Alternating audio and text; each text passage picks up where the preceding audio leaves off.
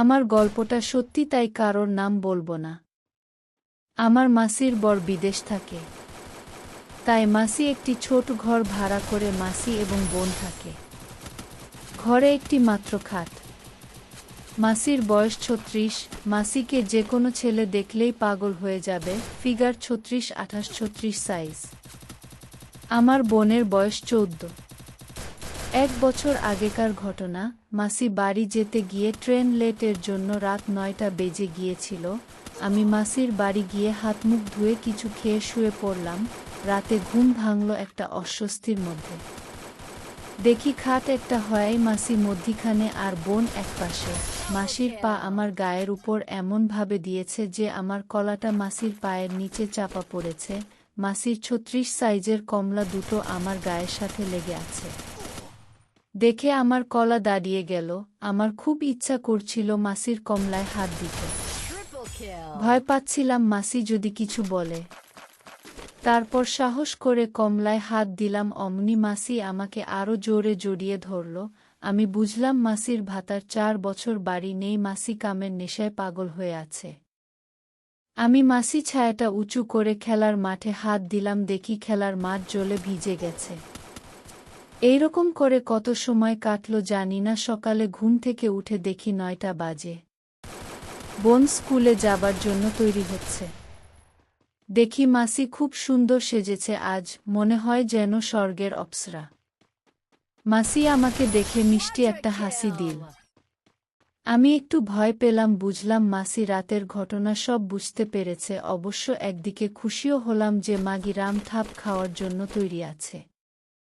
বোন স্কুলে যাবার পর মাসি আর আমি টিভি দেখতে বসি। টিভি চালিয়েই দেখি কন্ডমের এড হচ্ছে। মাসি আমার গায়ের সঙ্গে গা লাগিয়ে বসল। আমার ৮ ইঞ্চি কলা আবার দাঁড়িয়ে গেল।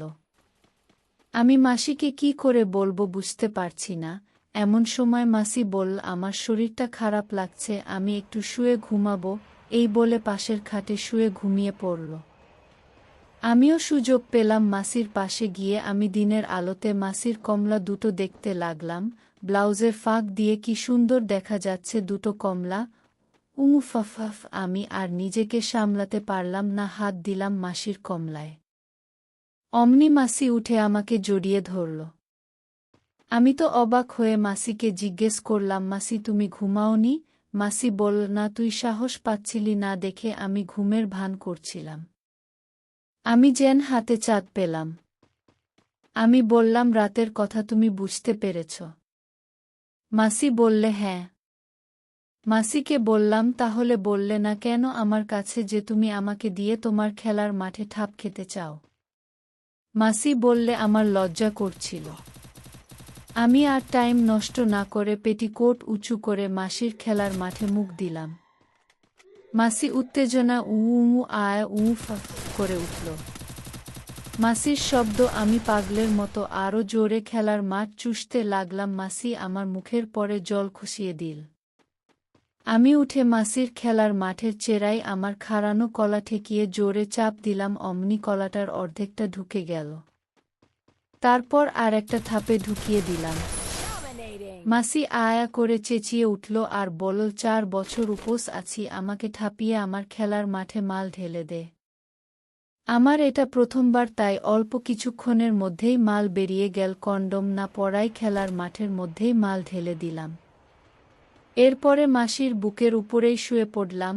তারপর উঠে আরও ৩বার মাসিকে মন ভরে ঠাপিয়েছি।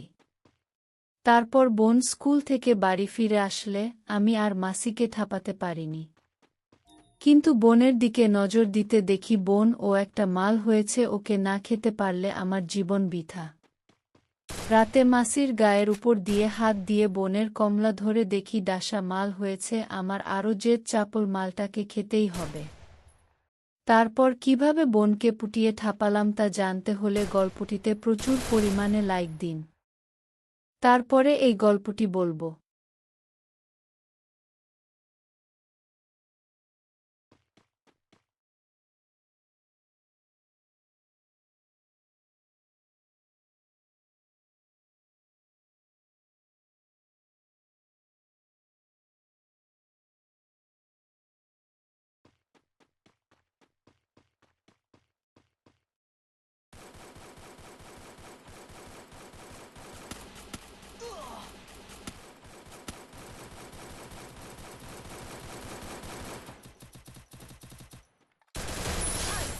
Careful!